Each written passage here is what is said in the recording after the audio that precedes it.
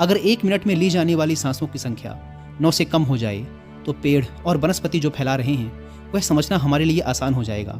अगर हमारी सांसें 6 से कम हो जाती हैं तो बेजान चीज़ें कैसे काम करती हैं यह समझना हमारे लिए आसान हो जाता है। बेजान चीज़ों के कंपन और उनसे जुड़ी ध्वनियाँ हमारे लिए स्पष्ट हो जाती हैं। दूसरे शब्दों में ब्रह्मांड की प्रकृति समझी जा सकती है और इसी स्थिति पर पहुंचकर ही बहुत से योगी और ऋषि मुनि ब्रह्मांड के रहस्यों और उनमें घटने वाली घटनाओं की भविष्यवाणी कर देते हैं। हमारा शरीर जितना स्थिर होता चला जाएगा हम उतनी ही सांसें कम लेंगे। अगर हम अपने पूरे शरीर को स्थिरता के एक निश्चित स्तर तक ले आएं और बहुत तेजी से सांस ना ले रहे हों तो हमारा बोध बढ़ता चला जाता है। दोस्तों, योग विज्ञान के अनुसार एक साधक अपनी सांसों पर नियंत्रण करके ऐसी बहुत सी चीज़ें कर सकता है जो साधारण इंसानी जीवन से परे है।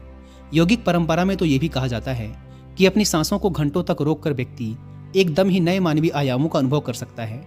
ऐसी बहुत सी बीमारियां जो जानलेवा हो सकती हैं या जिनका कोई इलाज नहीं है, उन्हें केवल अपने मन और दिमाग पर नियंत्रण रखकर ठीक किया जा सकता है।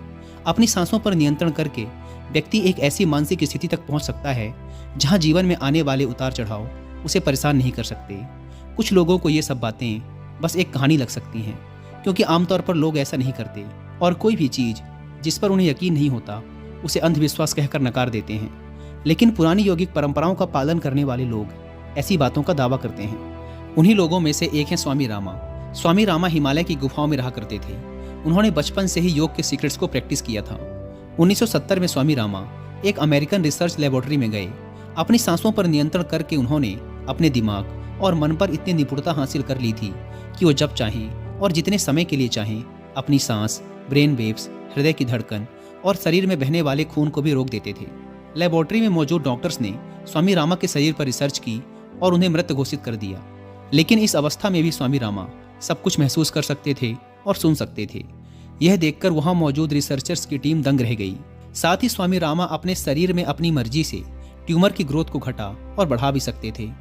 थोड़ी देर पहले तक रिसर्चर्स की जिस टीम को हिमालयन योगियों के सारे दावे अंधविश्वास और पाखंड से भरे लगते थे, वो अचानक से उन्हें इनर साइंस प्रतीत होने लगे थे, एक भीतरी विज्ञान जो साधारण मनुष्य की कल्पना से भी परे है। सांसों को ध्यानपूर्वक लेना यह एक प्राचीन यौगिक टेक्निक है। एक योगी जिसने अपनी सांसों पर नियंत्रण हासिल कर लिया है वो जब चाहे अपनी सांसों को रोक सकता है।